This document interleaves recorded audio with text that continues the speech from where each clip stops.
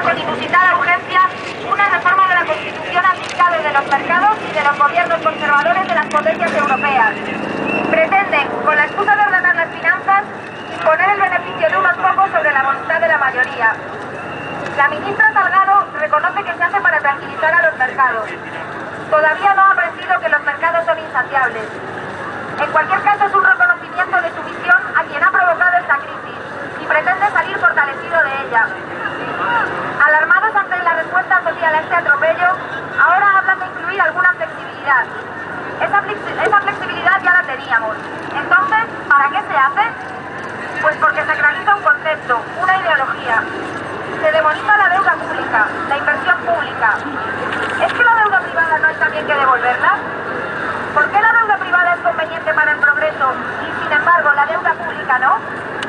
La inversión en enseñanza, salud pública, infraestructuras, en mejor justicia, entre otros, es más valiosa que ninguna otra. Y los países que la hacen están a la cabeza del desarrollo.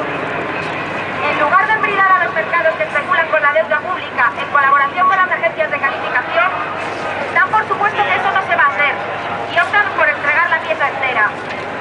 Se niegan a reconocer lo que cada vez es más expertos afirman y lo que la experiencia está demostrando.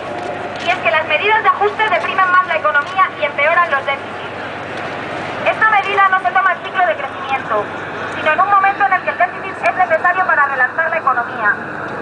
Se toma, por tanto, para acelerar los procesos de ajuste que están significando pérdidas económicas para la población, pérdidas de derechos que seguro no nos devolverán si la crisis pasa, pérdidas de nuestro patrimonio público de empresas y servicios. Esta medida se toma en un país cuyo principal problema no es la deuda pública, sino la deuda privada, fundamentalmente de los bancos. Premios Nobel y catedráticos de economía reiteran que centrar la política económica en la reducción del déficit estrangula las posibilidades de recuperación económica y, por lo tanto, de generación de empleo. El déficit se genera si los ingresos caen, y en nuestro país cada vez pagan menos las grandes fortunas y las grandes empresas. Sufrimos un fraude, una evasión fiscal y unas medidas fiscales contrarias a lo que dice nuestra Constitución. El destino de esta reforma está muy claro si vemos el borrador del famoso cambio. Tiene un párrafo que dice: los créditos para satisfacer los intereses y el capital de la deuda pública de las administraciones se entenderán siempre incluidos en el estado de gastos de sus presupuestos y su pago gozará de prioridad absoluta. No se puede decir más claro. Primero los bancos, luego todo lo demás. Sobre la forma. No es la primera medida que demuestra la sumisión a los poderes financieros y la falta de respeto de nuestros gobernantes por su propia dignidad democrática. Pero esta ya no es norma o decreto ley, es nada menos que una reforma de la Constitución.